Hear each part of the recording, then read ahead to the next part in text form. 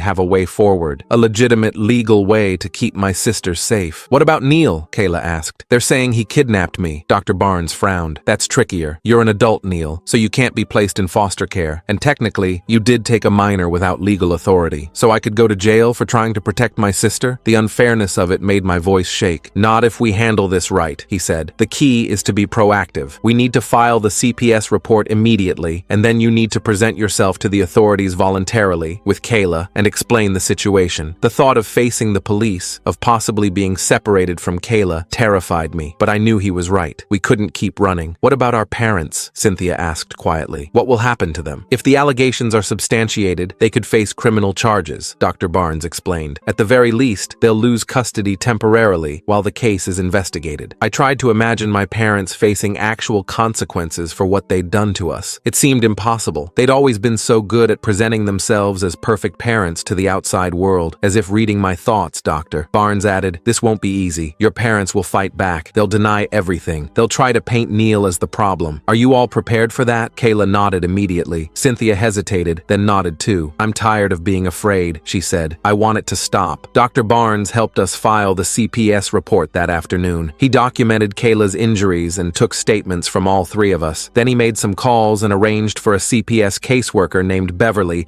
to meet us at the campus police station. I'll go with you, he promised. I'll make sure they understand the situation. As we walked to the police station, I felt a strange mix of terror and relief. For years, I'd carried the secret of what happened in our house. Now, it was finally coming out into the open. Whatever happened next, at least we weren't hiding anymore. Beverly was waiting for us when we arrived. She was a middle-aged woman with kind eyes and a no-nonsense attitude. She listened to our story again, examined Kayla's photos, and took copious notes. I'm going to request an emergency removal order for both Kayla and Cynthia, she told us, and we'll send someone to check on your other sister immediately. The campus police were less sympathetic. They took my statement about why I'd taken Kayla, but I could tell they were skeptical. One officer kept referring to it as a family dispute rather than abuse. We'll need to contact your parents, he told me. Let them know we've found Kayla. My heart raced at the thought of my parents showing up here, of them taking Kayla back. Please, I said, trying to keep my voice steady. She has documented injuries. There's an active CPS investigation now. You can't just send her back to them. The officer looked to Beverly for confirmation. She nodded firmly. The children will be placed in emergency foster care pending the investigation, she said. I have the paperwork right here. I felt a wave of relief, quickly followed by a new fear. What about me? Am I being arrested? The officer sighed. Not at this time, but don't leave town. This investigation is ongoing. As we waited for the foster care placement to be arranged, my phone buzzed with a text from Mason. Mom and Dad know you went to the police. They're on their way there now. They're furious. I showed the message to Beverly, who immediately spoke to the officers. They agreed to move us to a private room away from the front entrance, not a moment too soon. Through the window, I saw my parents' car pull up outside the station. They stormed in, my father leading the way with that familiar look of controlled rage on his face. My mother followed, already putting on her concerned parent act. I want to see my daughters, I heard my father demand at the front desk. They've been missing for days. We've been worried sick. The officer directed them to a different room, away from us. Through the wall, I could hear my mother's voice rising in pitch as she played the distraught parent role to perfection. My son has always been troubled, she was saying. He's been filling Kayla's head with lies. He's the one who should be investigated. Beverly patted my hand reassuringly. This is very common in abuse cases. The perpetrators always try to discredit the person reporting the abuse. I nodded, but her words didn't make me feel any better. My parents were so convincing. They'd had years of practice presenting themselves as perfect while hiding what they did behind closed doors. After what felt like hours, Beverly returned with news. We've found a placement for tonight, a temporary foster home that can take both girls. Kayla immediately grabbed my hand. What about Neil? Can't he come too? Beverly shook her head gently. I'm sorry, but he's an adult. The foster system is only for minors. But we need him, Kayla insisted, tears forming in her eyes. He's the only one who's ever protected us. You'll be able to see each other, Beverly assured her. Just not stay in the same place. I pulled Kayla into a hug, trying to be strong for her, even as my own heart was breaking at the thought of being being separated. It's okay, I told her. This is temporary. We're doing the right thing. As Beverly prepared to take the girls to their foster placement, an officer came in with news that made my blood run cold. Your parents want to press charges against Neil for kidnapping, he said. They're talking to the district attorney now. Beverly looked alarmed. That's ridiculous. He was protecting his sister from documented abuse. That's for the courts to decide, the officer said with a shrug. For now, we need to take a formal statement from Neil. As Kayla and Cynthia were led away by Beverly, I sat alone in the interview room, wondering if I was about to be arrested for the crime of trying to save my sister. After everything we'd been through, it seemed like my parents might win after all. But then I remembered the photos of Kayla's injuries, the statement Cynthia had given, the CPS investigation that was now officially underway. For the first time in our lives, people were listening to us instead of our parents. Maybe, just maybe, the truth would finally come out. I sat in that interview room for what felt like forever. The officer kept asking the same questions over and over,